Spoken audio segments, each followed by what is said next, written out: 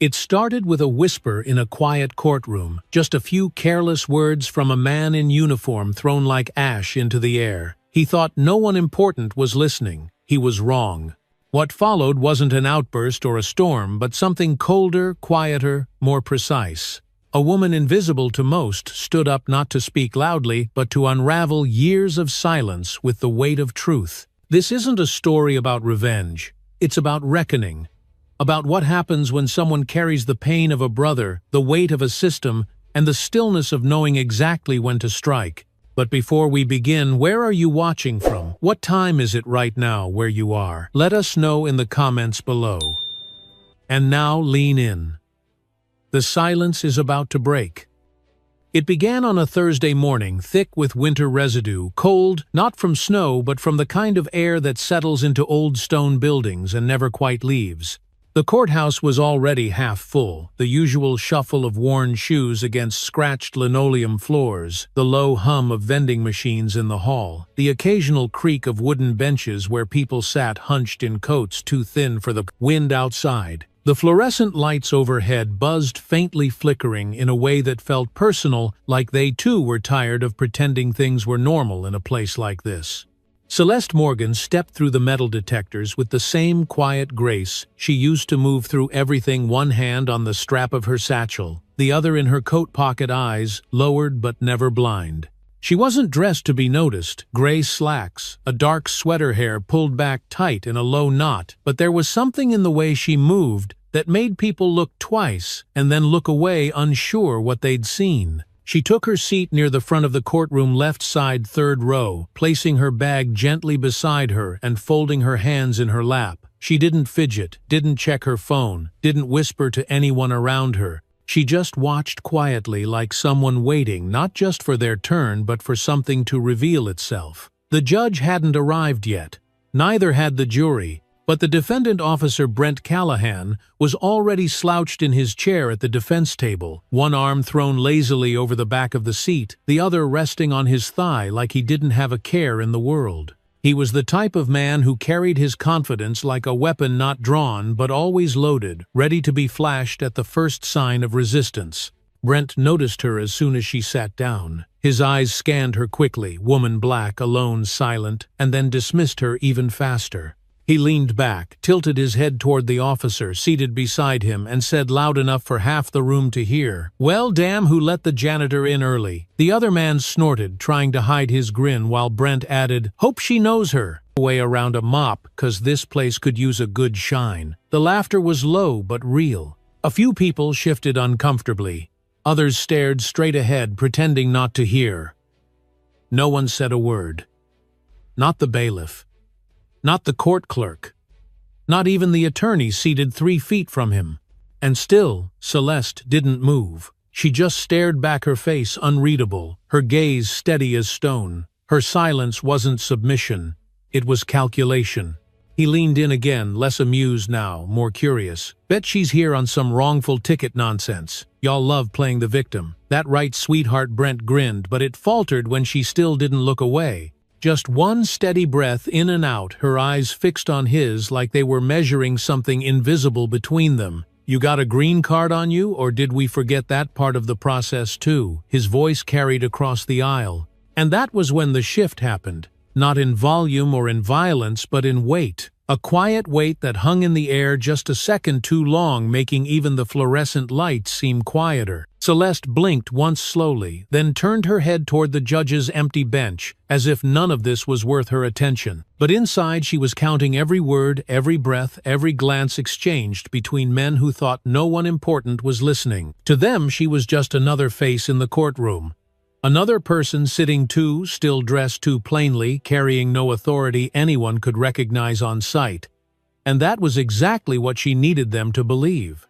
What Brent didn't know, what no one in that courtroom knew, was that she'd chosen this day, chosen this case, chosen to be in that room for a reason that had nothing to do with coincidence. For 11 months she had studied every thread of misconduct, every falsified report, every internal memo that had Brent's name on it, or worse, had it conveniently missing. And this moment, this quiet storm he thought he controlled, was the final piece. Because Celeste hadn't come to observe, She hadn't come to testify. She had come to end something. The people who knew her best always said she had a talent for stillness, that she could stand in a room full of shouting men and hear the one voice trying to hide, that she could read silence the way other people read text.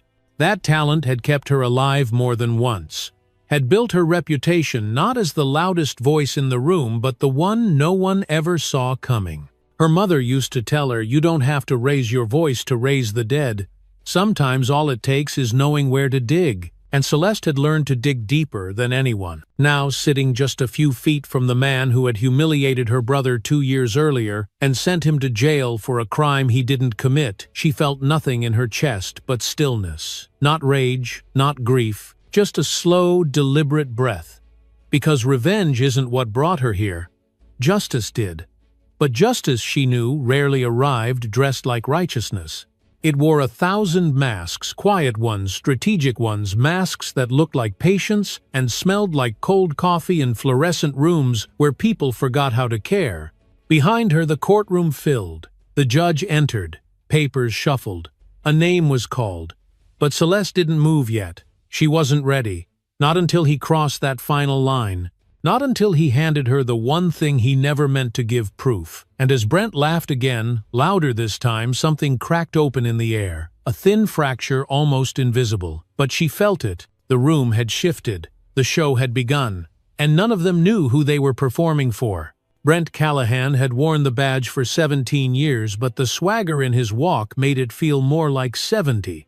Every step he took down the courthouse corridor that morning echoed with the kind of confidence only someone protected by a system could carry, a confidence that came not from innocence but from years of knowing the rules didn't apply to him.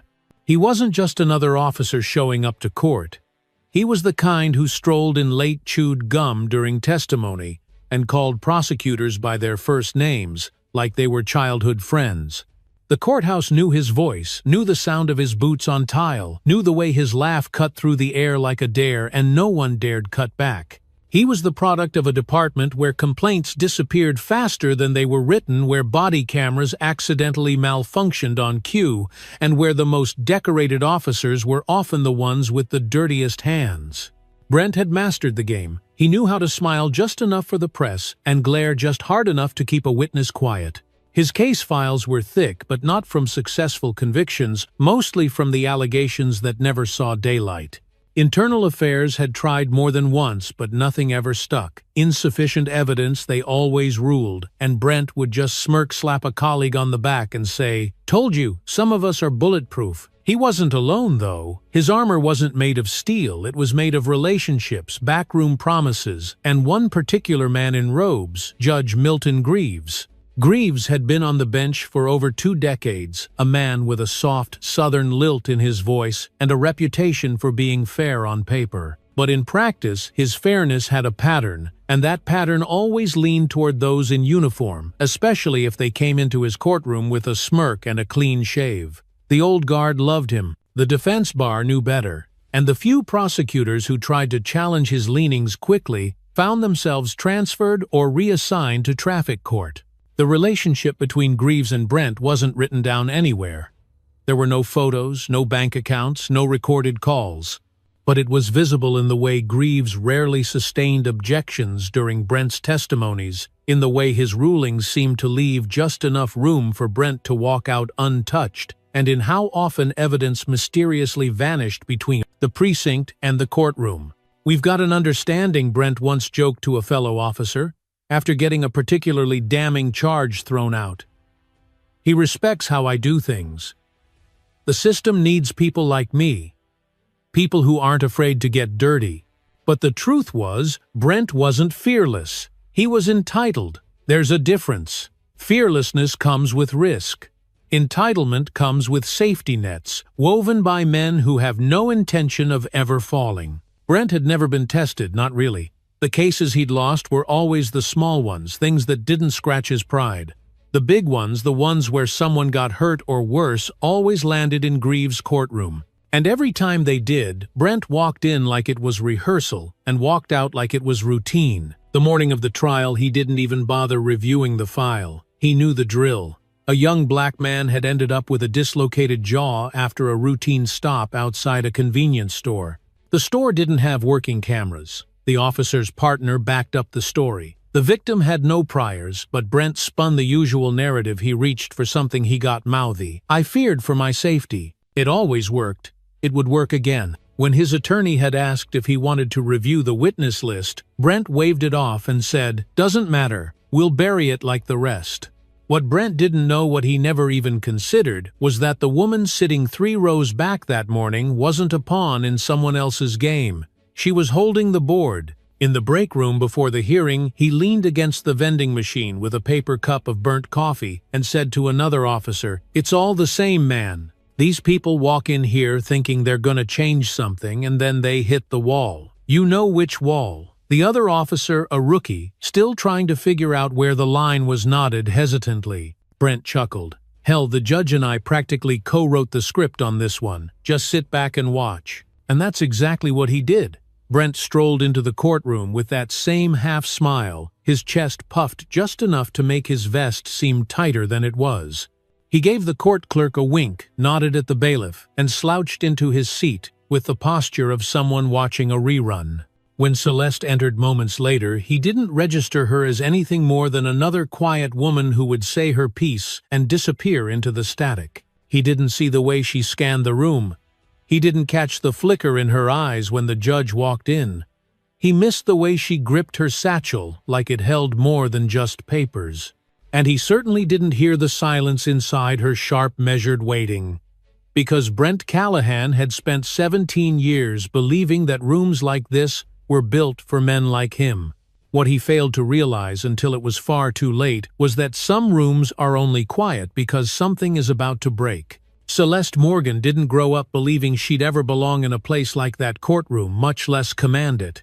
Her childhood was shaped not by comfort or entitlement, but by the quiet resilience of her mother's voice whispering, "Listen more than you speak and never forget where your feet are standing." Born on the outskirts of Wilmington, raised in a rented 2-bedroom apartment above a laundromat, Celeste learned early that silence could be armor and presence could be power, even if no one noticed it at first. Her world was one of bus stops that came late, school books, held together with duct tape, and dinners that stretched because they had to, not because they were meant to. But from the very beginning she had an instinct for watching the room, for feeling what was unsaid, and learning how people shifted when they thought no one was paying attention. It wasn't fear that kept her quiet, it was strategy. The kind of strategy you build when you've had to outthink your surroundings just to survive them. Her teachers often said she was distractingly observant, the kind of student who seemed to hear the thoughts behind the lesson more than the words in it. She didn't raise her hand unless she had something that couldn't be ignored. By the time she reached law school, Celeste was already years ahead in one crucial skill most of her classmates lacked. She knew how systems protected themselves, not just through policy, but through habit tone, and who got invited to their table. And she knew she wouldn't be invited unless she walked in like she belonged there, even when every glance told her otherwise. So she stopped waiting for the door to open and started studying the hinges. After graduation, she didn't take the path most expected. She didn't chase the big firms or the shiny clerkships. Instead, she went federal. She joined a small, quiet division within the Department of Justice, one that rarely made headlines but carried weight in the rooms where silence had become tradition. Civil Rights Investigations, Pattern and Practice Unit. The name didn't matter as much as the work, and the work was hard, slow, and invisible to most people. That was fine with Celeste. She didn't need credit. She needed results. Her assignments took her across the country, from forgotten towns with one courthouse and one corrupt sheriff to cities where smiling officials shook hands in public and buried misconduct behind closed doors. But nothing hit quite like this case. Richmond wasn't her hometown, but it felt familiar in a way that was hard to name. Maybe it was the way the history clung to the bricks downtown, or how the courthouse air always smelled faintly of old coffee and tension. Maybe it was the way her brother's voice still cracked when he talked about what happened 2 years ago, the day an officer slammed him into the hood of his car because he looked nervous, and no one cared that he was a teacher on his way to school. That officer was Brent Callahan. The charges were dropped. The video disappeared. The apology never came. And Celeste never forgot. She didn't take the case out of vengeance. She took it because she knew this wasn't just about one bad cop or one broken courtroom. It was about a system that had made a place for him, protected him, rewarded him. Brent was just the visible piece. The rot ran deeper. And so, for 11 months, she worked in shadows. No press, no announcements, just long nights over transcripts, sealed settlements, disciplinary reports that had been stamped closed with no explanation. She tracked patterns, built timelines, matched names to whispers she'd heard in other cities. She moved into a modest apartment near the river, furnished it with little more than a desk, a coffee maker, and a wall covered in red string and pinned photos. Her personal life vanished by design. No social media, no distractions, just work. And when the Richmond office called for a witness to testify in a police brutality case, and the prosecution submitted her name as someone who'd seen the incident from across the street, she didn't correct them. She didn't need to. That was the plan. Now, sitting on that courtroom bench, watching Brent laugh with his attorney Celeste, felt none of the fear that used to visit her in the early days of fieldwork. What she felt was weight cold, quiet, necessary. The weight of knowing she was holding more than just testimony. She was holding the truth. But truth she'd learned was rarely enough. Not on its own. You needed timing. You needed impact. You needed a moment so undeniable that it cracked open the silence people had learned to live inside. And that moment was coming. The audio files were ready. The financial documents had been verified. The sealed complaints had been leaked through the right channels. The agents she trusted were waiting, listening, watching from 3 different points inside the courthouse. Everything was moving, but she had to be still. That was the hardest part, knowing so much, holding so much and saying nothing, at least not yet. The prosecutor walked past her row and gave her a subtle nod. It was almost imperceptible, just a shift of the chin, but Celeste saw it. She nodded back, calm as breath. In her lap, her fingers curled around the zipper of her satchel. Not tight, just steady. When the judge finally entered and took his seat, she watched his eyes skim the room, then pause, just briefly on Brent. A flicker of something unspoken passed between them. She memorized it. And then she lowered her gaze like a woman who had nothing to offer, like a witness just waiting to be called. But inside, Celeste was counting the seconds. Because once she stood, everything would change. Celeste stood when her name was called, rising slowly, deliberately, as though each movement was weighted with something invisible and permanent. The courtroom had already fallen into its routine rhythm papers, rustling like dry leaves, murmurs tucked under breaths, the occasional cough swallowed by the high ceiling. She walked down the center aisle with calm steps, not hurried, not hesitant, as if the ground beneath her knew exactly who she was, even if the people in the room did not. The air felt sharper near the front, colder somehow, like the fluorescent lights above the bench had forgotten how to be warm. She could feel eyes following her, some curious, some dismissive, most indifferent, but none of that mattered. Not today. As she approached the witness stand, she glanced at Brent Callahan from the side, not fully, not yet. He was leaning back with one arm hooked over the edge of his chair, his legs spread in the casual sprawl of a man who believed the room belonged to him. His fingers tapped rhythmically against his knee, and when he saw her coming, his mouth pulled into a grin, so thin it barely moved his skin. "Well, would you look at that?" he muttered just loud enough for those nearby to hear. "Didn't know we were hiring help to testify." A few chuckles floated in from the back, awkward and nervous, like they didn't know whether it was safer to laugh or pretend they didn't hear. Celeste didn't break stride. Her heels struck the floor in, even intervals, the click of them swallowed by the carpet before the bench. She took her seat slowly, placing her satchel beside her feet, folding her hands in her lap.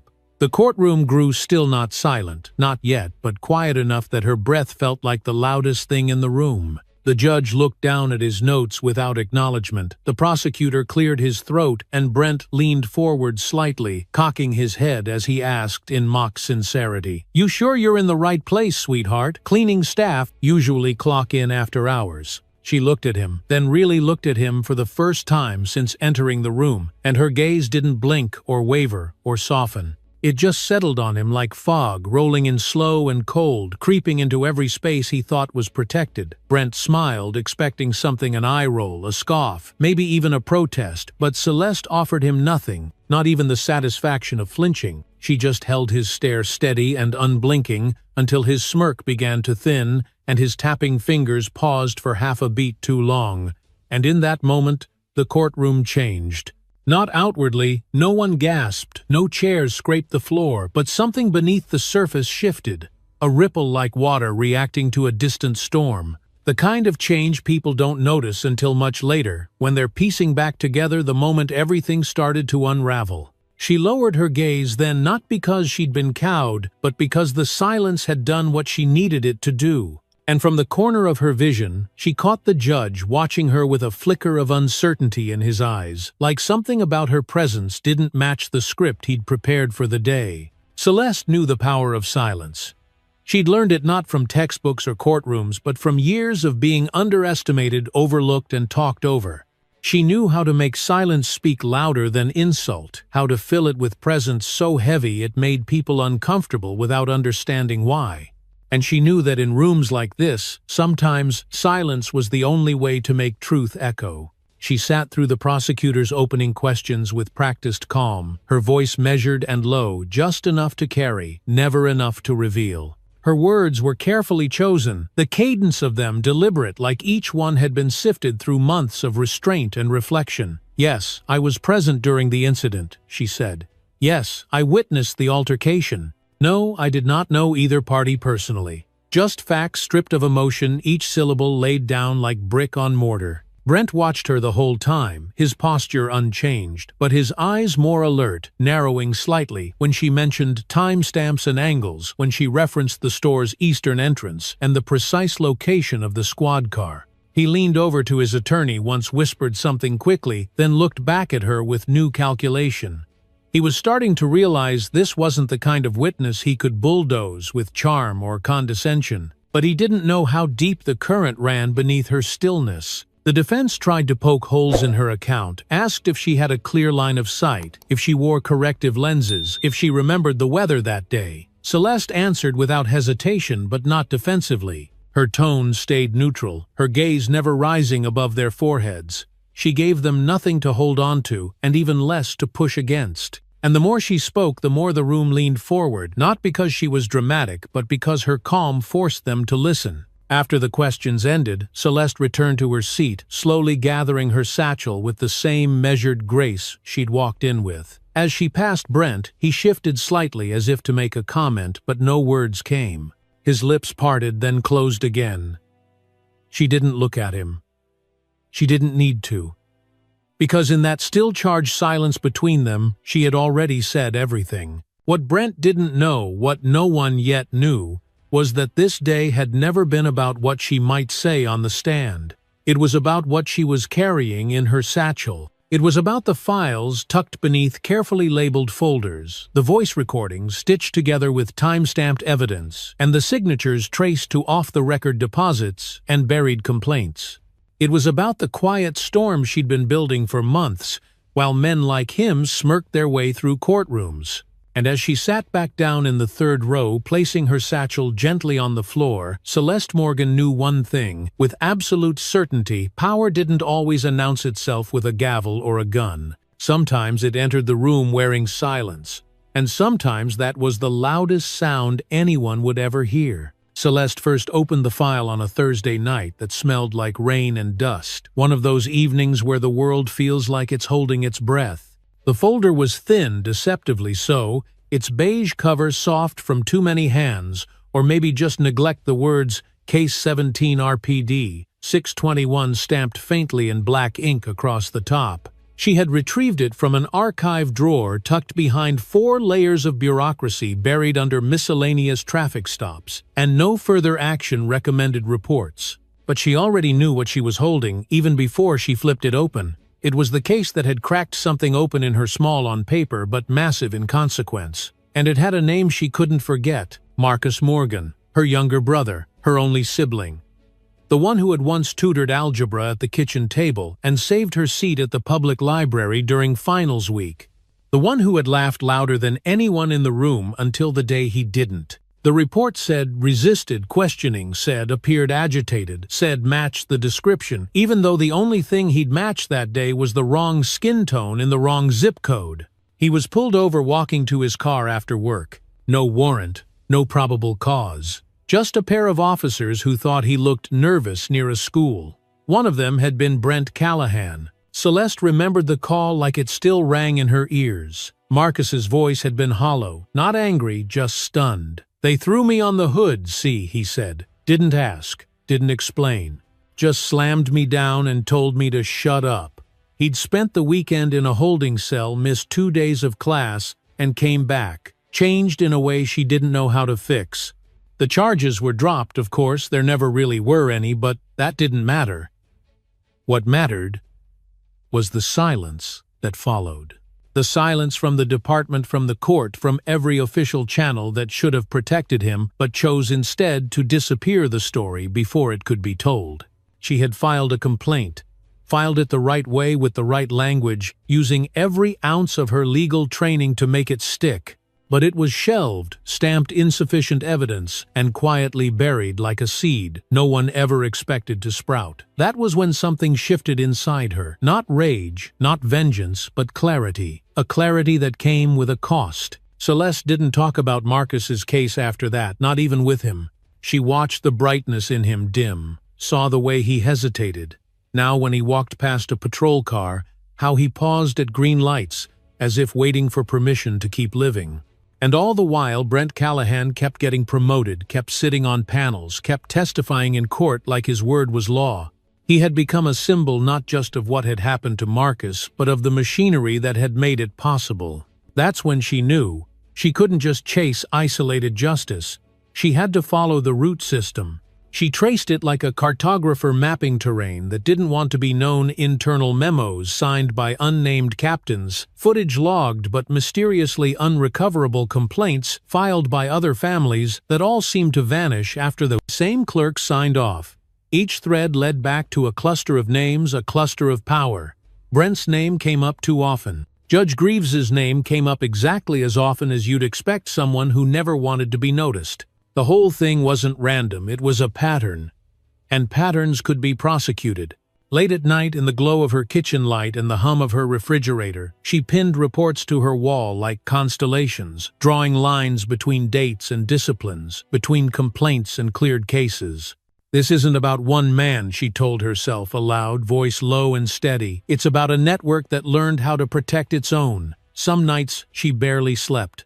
Some mornings she sat for 20 minutes staring into her coffee, trying to convince herself she wasn't overreaching. But then she'd open another file, another young man with bruises, another woman whose assault never made it past intake, and the doubt would dissolve like sugar in hot water. The hardest part wasn't gathering the evidence, it was carrying it, knowing that every document she opened came from someone's worst day, knowing that most of them never got closure, just silence, and that silence had weight. It pressed on her back, curled around her ribs, settled behind her eyes. But she didn't put the files away. She kept reading, kept connecting. The day she confirmed the payoff trail between Brent and the dismissed complaints, her hands didn't shake. She just closed the folder, stared at the wall in front of her and whispered, "Now we move." She made 3 phone calls, one to her federal contact, one to the DOJ lead, and one to Bell, a local assistant district attorney who'd been quietly flagging anomalies in case outcomes for nearly a year. "You sure you want in?" Celeste had asked her.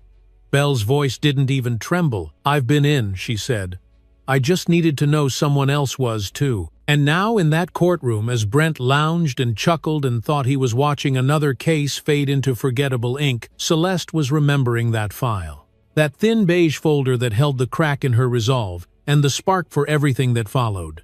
She had it copied and tucked inside her satchel, not for court, not for evidence, but as a reminder that none of this started in a vacuum, that this storm had been building for years. And that before the day ended, Brent Callahan would realize just how far that crack had traveled. It happened during the recess, that sliver of courtroom pause when everything softens just enough for people to forget they're being watched. The judge had stepped out, the jury had been ushered into their side room, and the gallery began its quiet stirrings, shuffling feet, whispered conversations, chairs creaking back as bodies stretched out from the tension of stillness.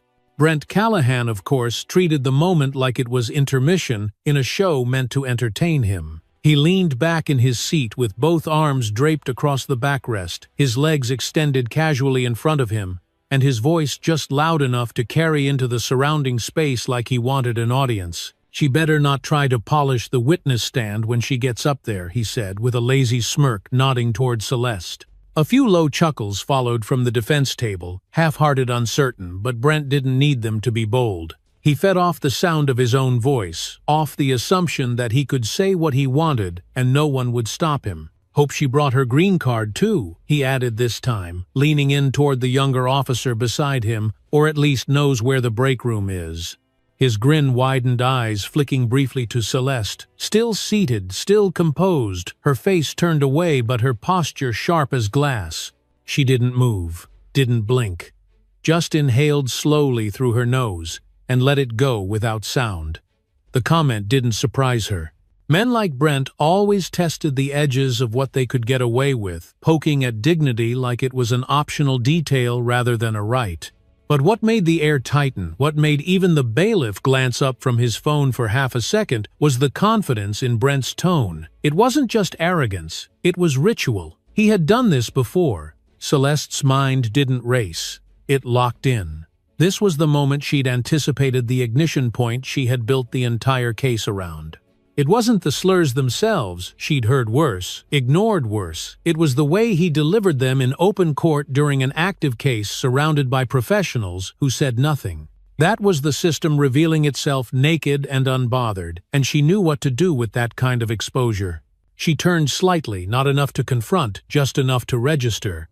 Her eyes met Brent's for a fraction of a second, steady, expressionless, and then moved away like he hadn't been worth the interruption. But behind her calm exterior, her pulse had shifted gears.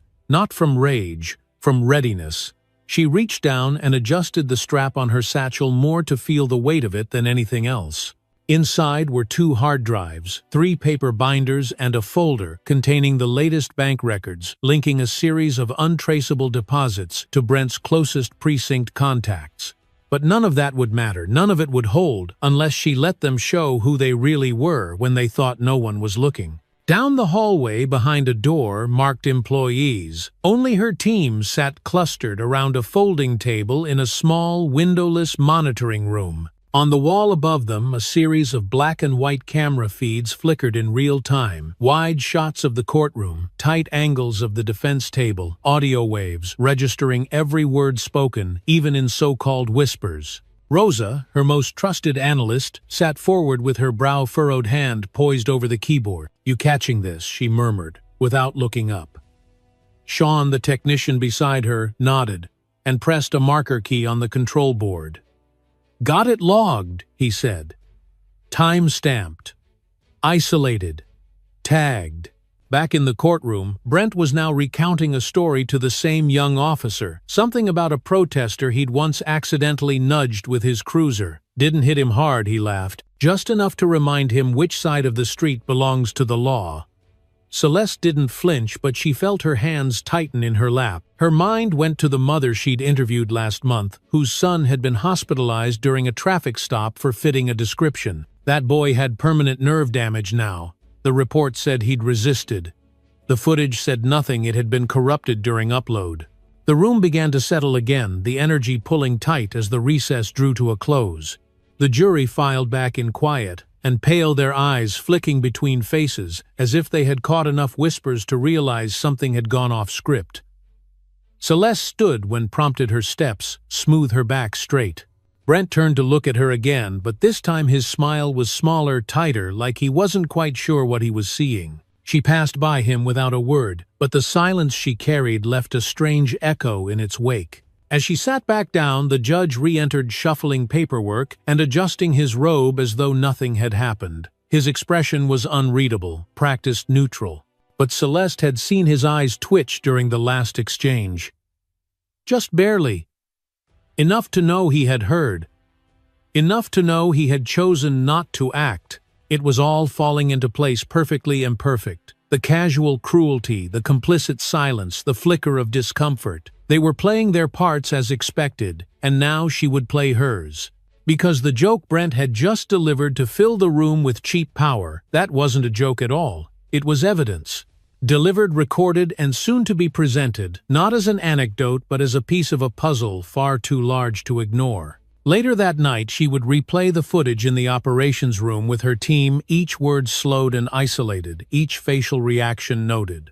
Rosa would look up and say quietly, "This is it, isn't it?" And Celeste would nod once already knowing the answer. "Yeah," she'd reply, "this is where it begins to fall."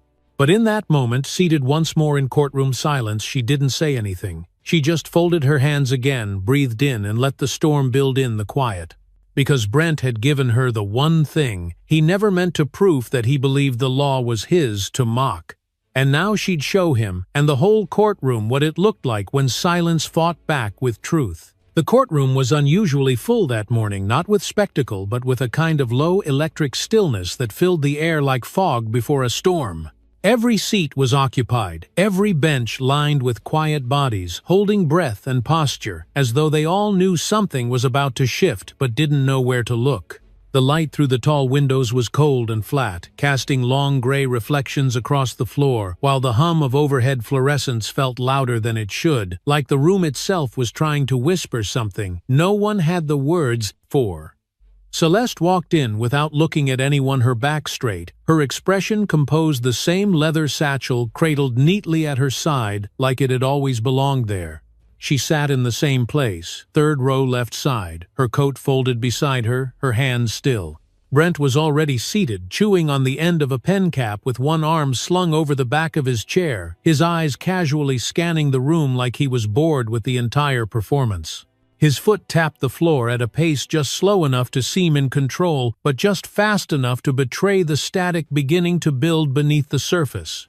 The judge called the court to order with the same tired routine gavel down glance at the docket, voice flat, with years of disinterest, and nodded for the prosecution to proceed. "Your Honor," the lead prosecutor began, standing tall and measured, "before we move to closing arguments, the witness has requested to submit new material. It includes documentation, recorded audio, and internal communication directly relevant to the defendant's conduct and this courtroom's proceedings." The judge's head rose just slightly. "New evidence?" he asked, skeptical but still maintaining the facade of neutrality. At this stage, the prosecutor nodded, firm but respectful. "Yes, Your Honor. We believe it is critical to the integrity of this case." There was a pause, a subtle shift. The judge's fingers tapped against the bench once, then again before he finally said, "Proceed. Let's be efficient." Celeste rose slowly, her heart steady, her breath even, and walked toward the front with a calm that felt practiced but not hollow. She reached into her satchel and pulled out a thick envelope and a small labeled flash drive, handing them to the court clerk without a word. The room dimmed as the projector warmed to life, casting a pale blue glow onto the screen behind the bench.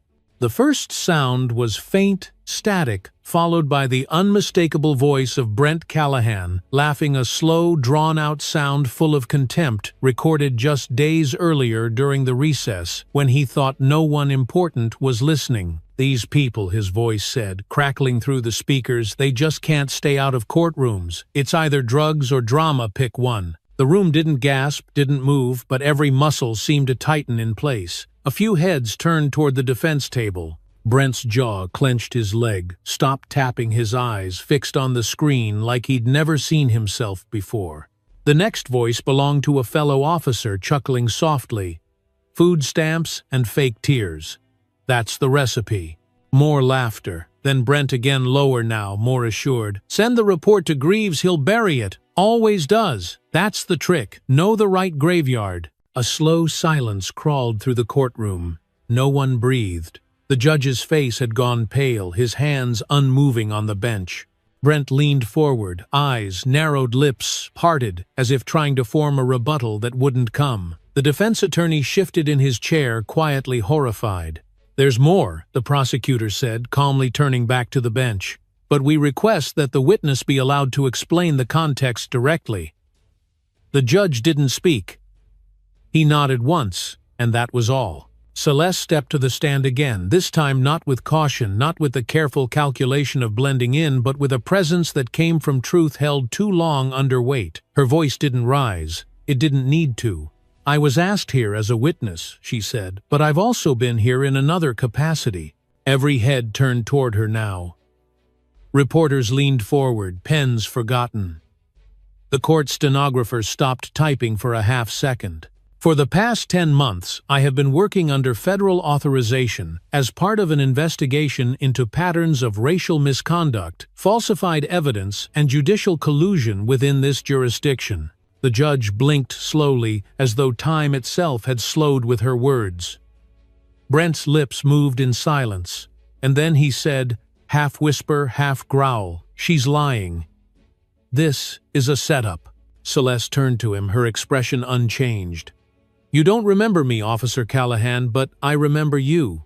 2 years ago in Baltimore, you slammed a teacher's face into a car hood because he looked suspicious. That teacher was my brother." Brent looked stunned, truly stunned, for the first time since she'd walked into the courtroom. She didn't stop. He missed work, lost weight, barely spoke for weeks. You filed a report that vanished. He never got an apology, just silence. You've done it to dozens of people, maybe more. This is not revenge. This is accountability. She turned to the judge. "Your Honor, the audio proves not only intent, but a chain of protection that allowed it. We've traced payments, forged internal memos, and case outcomes altered by informal influence. This court has been compromised." The prosecutor stepped forward. "Your Honor, we request immediate suspension of Officer Callahan's credentials and a motion to place your bench under federal ethics review." The judge said nothing. Just sat there, staring down at his desk, lips pressed, thin color drained from his face. Brent looked around, desperate now, eyes scanning the room for someone to pull him out of the tide. But no one moved. No one even looked at him. Celeste stepped down from the witness stand, her voice still soft, her hands still steady. She wasn't smiling, she wasn't triumphant, but she was undeniable. For the first time, the silence in that courtroom wasn't complicity. It was awe, because the story she had just laid bare wasn't one built on rage. It was built on patience, precision, and the belief that truth, when revealed in full light, doesn't need to shout to be heard. It just needs a room willing to listen. The moment Celeste revealed her badge, it didn't feel dramatic. It felt surgical, like a scalpel cutting through years of silence and ceremony. She didn't do it with a flourish, didn't hold it high like a trophy. Instead, she slid it from the inner pocket of her coat with the same deliberate calm she used when placing documents on a table. There was no announcement, no gasp, just a sharp collective breath pulled from the room all at once, like oxygen itself had been tricked. Brent stared at it as if seeing a ghost. His jaw tightened, but no words came. Even the judge, seated in his elevated position, leaned back slightly, the leather of his chair creaking faintly under the pressure of disbelief. "I've been embedded in this jurisdiction for the past 10 months, under direct assignment from the Department of Justice," Celeste said, her voice steady, but no longer soft. "My task was to investigate systemic misconduct involving both law enforcement and the judicial branch." Her eyes scanned the room not as a threat but as a mirror, reflecting the discomfort now etched across every face that had once dismissed her presence. "The defendant's behavior in this courtroom," she continued, "was not incidental, it was expected. We allowed it to happen on record, to confirm everything we had already uncovered." The silence that followed was not the kind of silence Brent was used to. This wasn't the hush of people afraid to speak, or the quiet that follows a commanding insult. This was the kind of silence that arrives only when a room realizes it has misunderstood everything. Celeste remained still, hands relaxed at her sides, her badge resting face up on the table beside the thick folder of transcripts and financial ledgers.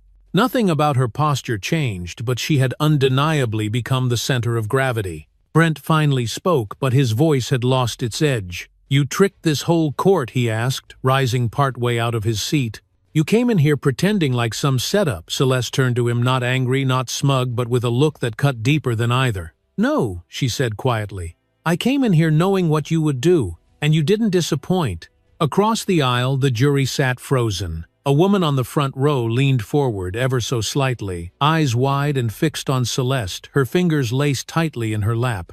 Behind them, a few spectators exchanged glances, whispers finally giving way to understanding. The prosecution stepped forward and began distributing additional evidence folders to the judge, and defense each copy marked and indexed each page, matching the timeline Celeste had already spoken aloud. Judge Greaves flipped through the documents with a mechanical motion, his face now drained of any performance. His hands, once confident in their rhythm, moved slower, his fingers pausing at sections labeled suppressed evidence and non-disclosed settlements. He cleared his throat, but the sound landed flat. For the first time since the proceedings began, his presence no longer anchored the room it drifted. Celeste continued not with momentum but with purpose. These financial records show multiple unreported cash transfers made between Officer Callahan's department and third-party contractors linked to civil settlements cases that never went to trial. We cross-referenced these transactions with Judge Greaves's closed-case rulings and discovered a pattern of dismissals that coincided with each deposit window. At the mention of his name, the judge lifted his gaze, and for one fleeting second, Celeste saw something rare in his eyes, not denial, not anger, but fear. She let the silence stretch just enough to make the weight of those words settle across the room. Then she added, "The money isn't the issue. The silence around it is." Brent stood again, this time fully upright, his hands at his sides, fists clenched. "This is political," he snapped. "You're trying to ruin careers to prove a point." Celeste didn't move. "No," she replied, her tone still even. "I'm proving that the point was already made by you. All I did was document it." The judge called a brief recess, then not because protocol demanded it, but because he needed to collect himself behind closed doors. As the room slowly emptied, Brent remained seated, eyes darting around like he was trying to find a door that hadn't been locked. Celeste walked past him without a glance, her steps as calm as they'd been when she entered, her badge, now clipped visibly at her hip, no longer hidden. A young reporter tried to approach her near the hall, voice low and hesitant. "Are you really DOJ?" he asked, clutching a notepad like a shield. Celeste nodded. "And this is only the beginning." In the corridor outside, Rosa was waiting with a tablet in hand, her face pale but resolute. "Surveillance feeds are secure. Every word, every reaction, clean copy. We've got it all." Celeste nodded, eyes scanning the hallway as court officers murmured nearby, their postures stiffer now. "They know?" Rosa asked. Celeste answered with a glance back toward the courtroom door. "They know enough." Back in the operations room that evening, the team watched the footage on a wide monitor. They didn't talk much, just clicked through clips, took notes, matched timestamps. At one point, Sean paused the video during the moment Brent realized he was being recorded. "That look," he said softly, "he knew it was over right there." Celeste leaned in, arms crossed. That's the moment he understood truth doesn't knock. It just walks in. She stayed late long after the others had gone, flipping through the hard copies of every page they'd entered into evidence. She wasn't checking for mistakes. She was tracing the arc of the storm, seeing how it had moved, how it had grown, how it had landed exactly where it was always meant to. Outside the building, the city lights reflected off wet asphalt, and she could hear distant sirens weaving through the dark, fading into the rhythm of night. By the time she left the building, a line of reporters had formed across the street, their cameras glowing faintly in the misty air, voices buzzing with speculation. Celeste pulled her coat tight, kept her head down, and walked past them without a word. They would have their headlines soon enough. Right now, all that mattered was the truth had finally spoken, and this time it had done so with authority. The next morning, the courthouse felt different, like someone had cracked open a window no one remembered existed, and the air rushing in wasn't just colder, it was cleaner. The usual sounds were still there, shoes scuffing marble keys, jangling at belts, the dull murmur of early conversations. But underneath it all was something else, awareness. It crept along the baseboards and hovered near the ceilings, settling into corners where whispers used to hide. Reporters lined the front steps earlier than usual, not waiting for a press conference, but simply standing, watching as if the building might shift its shape under the weight of what it now held. Inside, the bailiffs stood a little stiffer, the clerks moved a little faster, and even the janitor, wiping the brass handles near the chamber doors, glanced up each time someone passed, just to see who it was. Celeste walked in through the side entrance reserved for officials, no longer a planted witness, no longer anonymous, no longer invisible. Her badge, now worn openly on her hip, brushed lightly against her coat with each step, and though she didn't flaunt it, she didn't hide it either. She could feel the shift in how people looked at her, not hostility, not awe, but something closer to uncertainty. That was fine. Uncertainty meant people were thinking, and thinking was the first crack in any wall built on silence.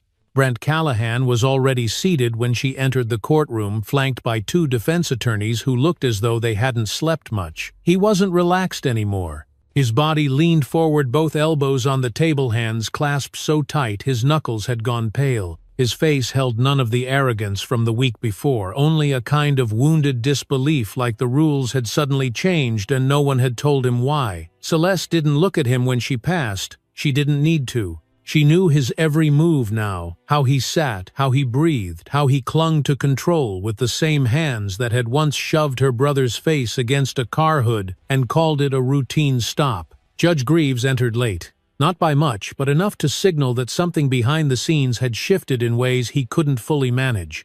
His robe was still perfectly pressed, his gavel still clicked neatly on the bench, but the usual certainty in his voice had thinned. "Let the record reflect," he said, avoiding eye contact with anyone, "that the court will now proceed with an evidentiary hearing in light of new federal involvement." He didn't elaborate. He didn't have to. Everyone in the room knew. Celeste sat behind the prosecution table now, not to speak, but to watch openly, directly, with the quiet authority of someone who had moved from shadow to spotlight without flinching. The lead prosecutor, a composed woman named Farley, stood tall and opened her folder.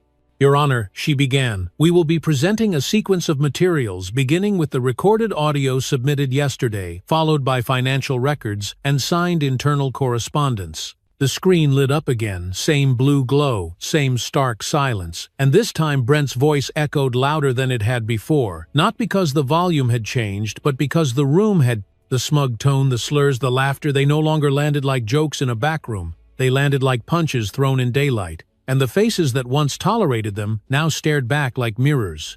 Greaves tried to interrupt once, clearing his throat and raising a hand slightly. "Let's move along," he muttered, eyes flicking down at his desk. But Farley didn't stop. "Respectfully, Your Honor," she said, "we're not here to move along. We're here to face what's been ignored." The courtroom didn't applaud. It didn't need to. The silence that followed was louder than clapping. When the final audio file ended, Celeste reached into her satchel and removed a single sheet of paper, just one. She handed it to Farley, who placed it in front of the judge.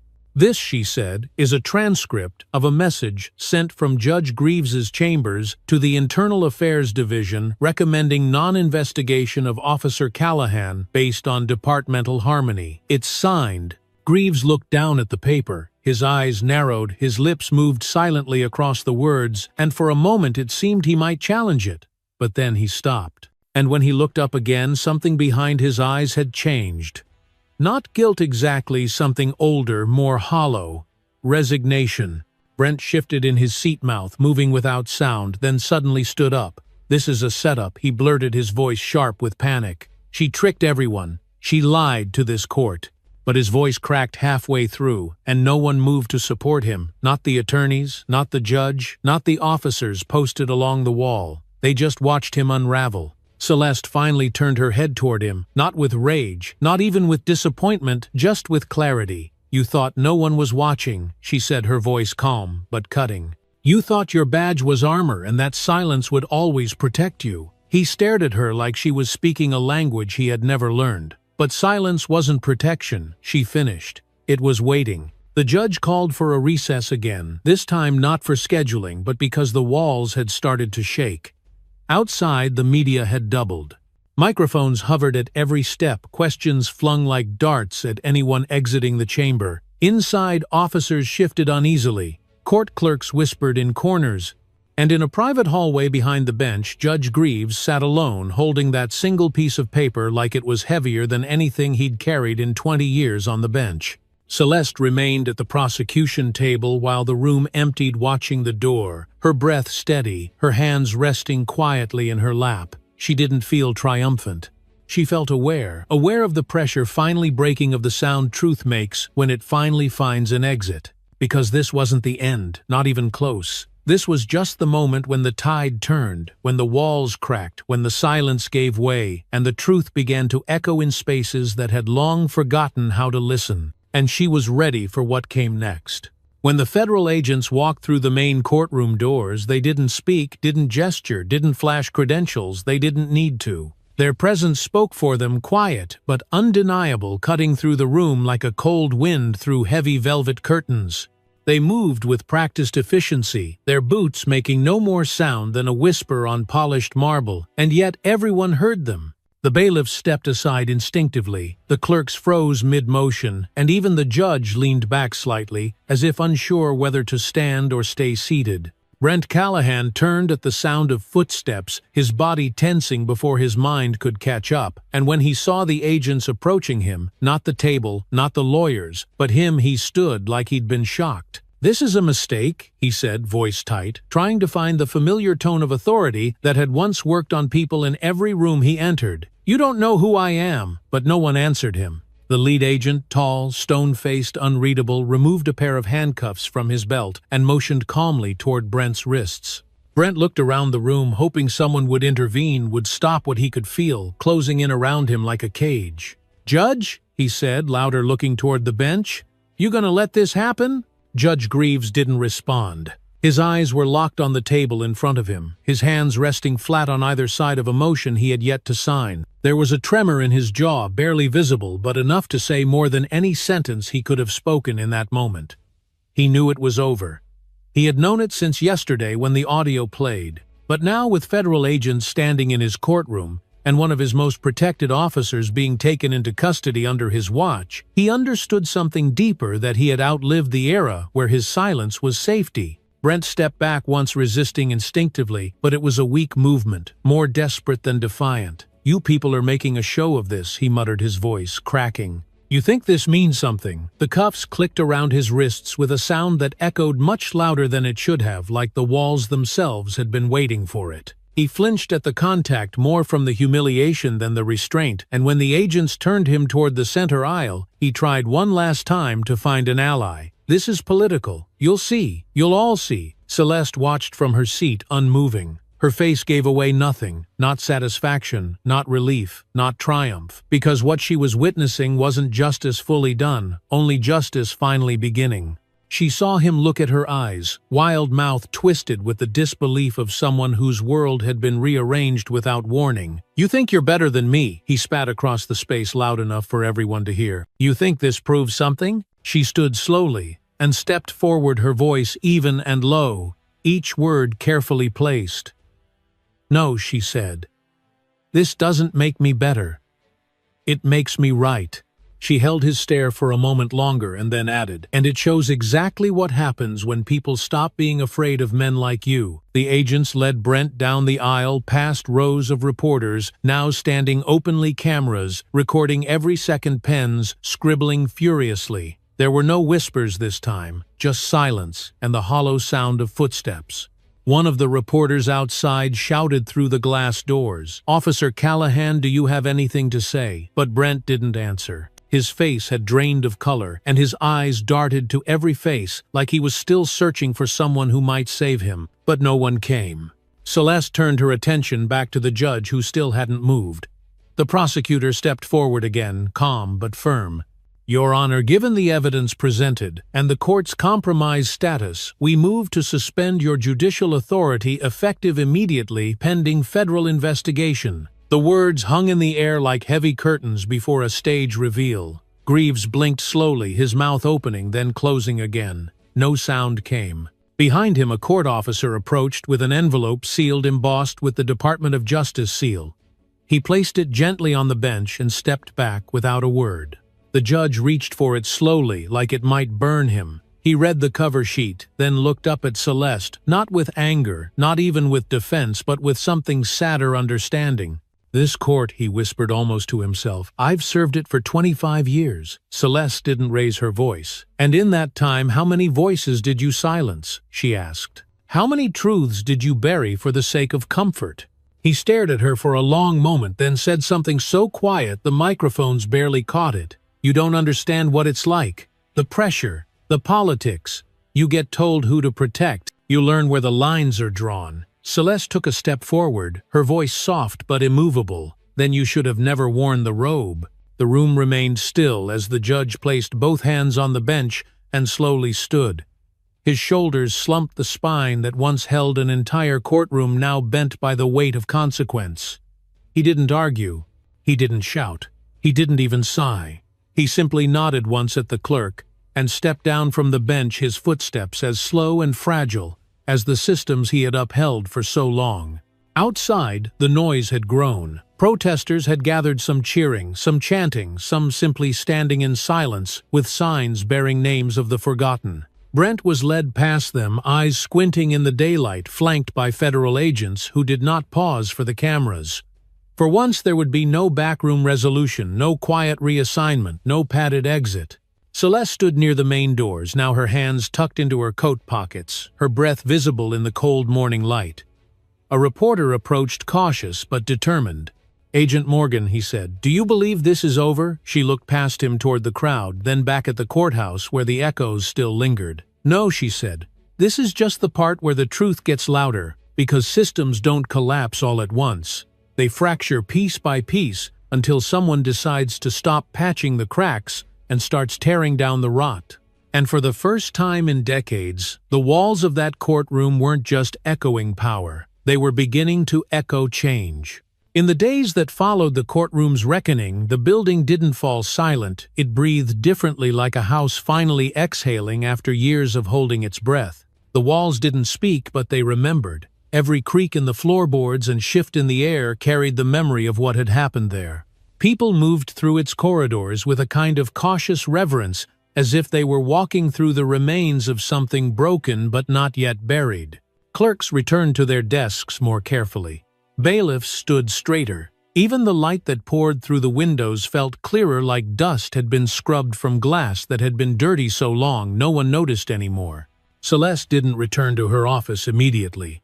For 3 days, she stayed mostly in the field, coordinating transitions, reviewing reports, and making sure no one involved in the investigation was left without protection. She knew how power reacted when exposed. It didn't go quietly, it scattered, and tried to reassemble in shadow. "They'll come at this from the edges," she said to Rosa one morning, sitting at a diner booth with a mug of lukewarm coffee in her hands. "First discredit, then delay, then disappear."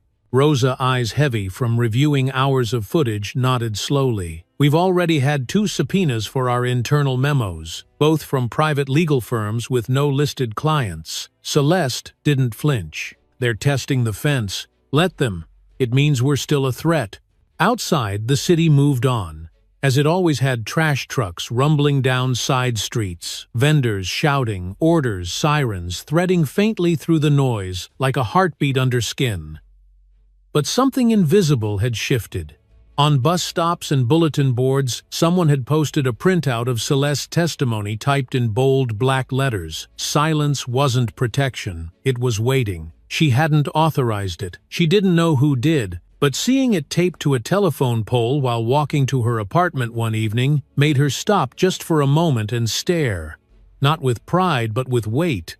Because she understood now more than ever the story was no longer hers to carry alone. Her phone buzzed that night with a message from Bell, the assistant district attorney who had quietly helped build the case. They're reopening 6 cases from Greaves' docket. Victim families already notified. Some cried. Some didn't believe it was real. Celeste read it twice, sitting in the dark of her living room, the light from the screen flickering against her face. She typed back, "Tell them it is, and that this time they'll be heard."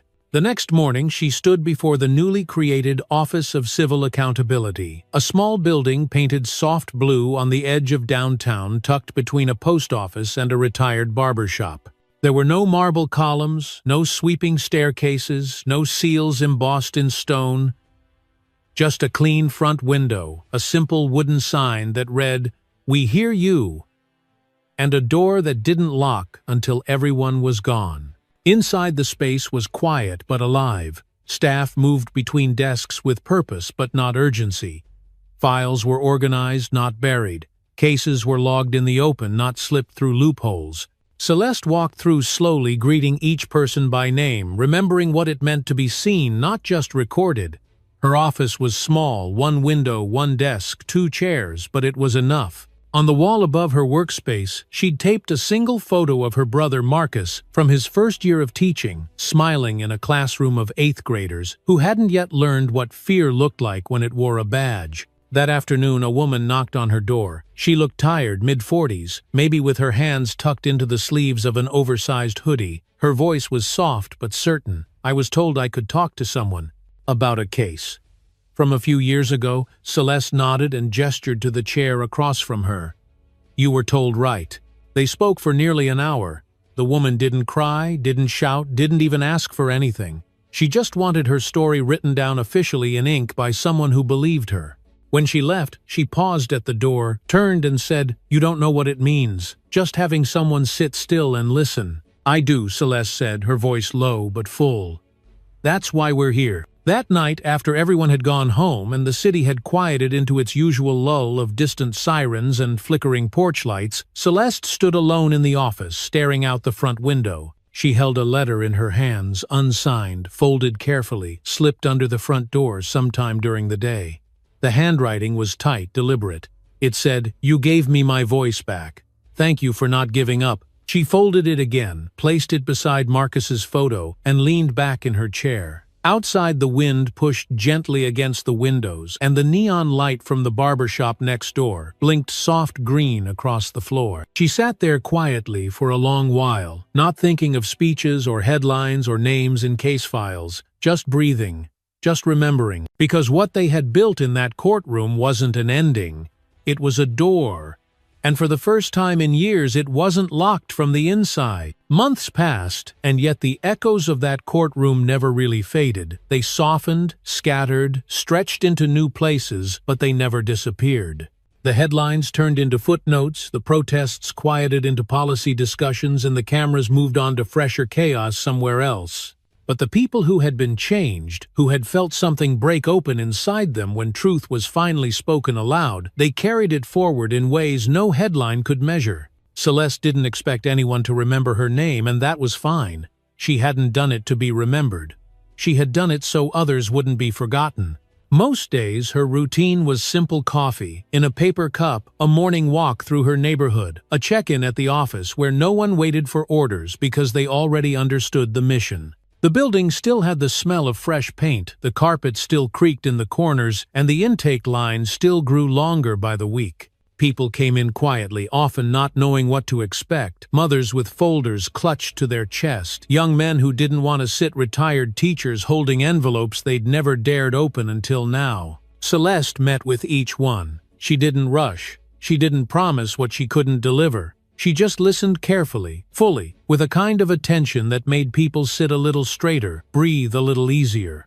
And sometimes when someone asked her, "Do you really think this will change anything?" she would offer the same answer every time. "It already has, because you walked in." One evening, long after the lights had dimmed and her team had gone home, Celeste stood alone in the small record room tucked behind her office. Shelves lined the walls, each one filled with newly filed complaints, reopened investigations, affidavits, freshly signed by people who had once believed silence was their only option. She ran her fingers across one row, names she didn't know yet, stories she hadn't heard, but each file, each page held a truth someone had waited too long to speak. And that mattered. That always mattered. Her phone buzzed softly in her pocket. It was a message from Marcus. "I told my class about what happened. They asked good questions." Celeste smiled, reading the words slowly, then typed back, "I'm proud of you. They're lucky to have you." He replied with just one word, "We're still here." And that was what it came down to, not revenge, not a clean ending, not even justice in its purest form. It was about presence, survival, continuance. It was about proving that even when systems fail, even when power corrodes, even when silence becomes policy, there is still room for someone to stand and say, "I see you, I believe you, I am not afraid to hear the truth." As she stepped outside into the night air, the city around her buzzed gently, not loud, not hostile, just alive. Streetlights blinked overhead like distant stars, windows glowed softly in high-rise buildings, and a breeze moved through the alleyways like a whisper passed hand to hand. She pulled her coat tighter, not because of the cold, but because the world outside still had sharp edges, and she had learned how to walk through them with care. A man standing near the bus stop caught her eye, middle-aged, weathered, holding a folder against his chest, with both arms like it might slip away if he didn't. He looked up and offered a small nod, not of greeting but recognition. Celeste nodded back. Nothing more was needed.